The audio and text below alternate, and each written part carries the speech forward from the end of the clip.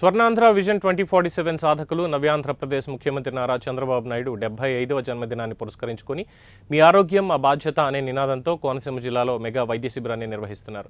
సత్యం Vasamsetti foundation ఆధ్వర్యంలో ఈ నెల ఏప్రిల్ 20న ఉదయం 9 గంటలకు రామచంద్రాపురం విఎస్ఎం ఇంజనీరింగ్ కళాశాల ఆవరణలో మెగా ఉచిత వైద్య శిబిరం నిర్వహిస్తున్నామని రాష్ట్ర కార్మిక శాఖ మంత్రి వాసంశెట్టి సుభాష్ తెలిపారు.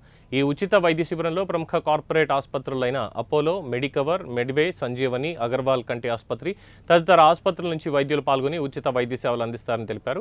వైద్య శిబిరానికి వచ్చే వ్యాధిగ్రస్తులకు ఉచితంగా మందులు అందిస్తామని చెప్పారు. ఈ వైద్య శిబిరంలో అన్ని రకాల వ్యాధులతో పాటు ముఖ్యంగా గుండె సంబంధిత వ్యాధులకు, స్త్రీల సమస్యలకు నిపుణులచే వైద్య పరీక్షలు నిర్వహిస్తామన్నారు. ఈ వైద్య శిబిరంలో ECG 2D echo, BP, sugar తదితర పరీక్షలు ఉచితంగా నిర్వహిస్తున్నామన్నారు. ఏప్రిల్ 20న ఉదయం 9 గంటల నుంచి మధ్యాహ్నం 2 గంటల వరకు ఈ ఉచిత వైద్య శిబిరం జరుగుతుందని మంత్రి సుభాష్ తెలిపారు. రామచంద్రాపురం నియోజకవర్గంలోని ప్రజలందరూ ఈ అవకాశాన్ని సద్వినియోగం చేసుకోవాలని కోరారు.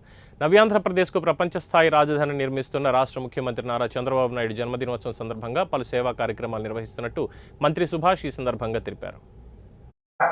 ముఖ్యంగా ఈ మధ్య కాలంలో ఈ కరోనా వచ్చిన తర్వాత హార్ట్కి సంబంధించి కార్డియాలిక్ బరస్టులు ఎక్కువ జరుగుతూ ఉన్నాయి.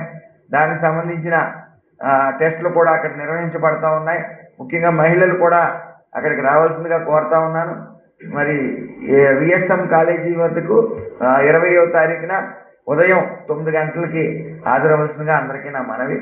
అదేవిధంగా ఏదైతే నారా చంద్రబాబు నాయుడు గారు నిరుద్యోగులు అనేది ఉండకుండా మరి నిరంతరం ఈ 10 నెలల్లో కృషి చేస్తూ ఉన్నారో, ఏదైతే 8 లక్షల కోట్ల పెట్టుబడులు ఈ ఆంధ్ర రాష్ట్రానికి తీసుకుని వచ్చేవారో, సుమారు 2 లక్షల నుంచి 3 లక్షల ఉద్యోగాలు భర్తీ చేయడానికి ఇంకా 2-3 సంవత్సరాల్లో సర్వం సిద్ధమైంది.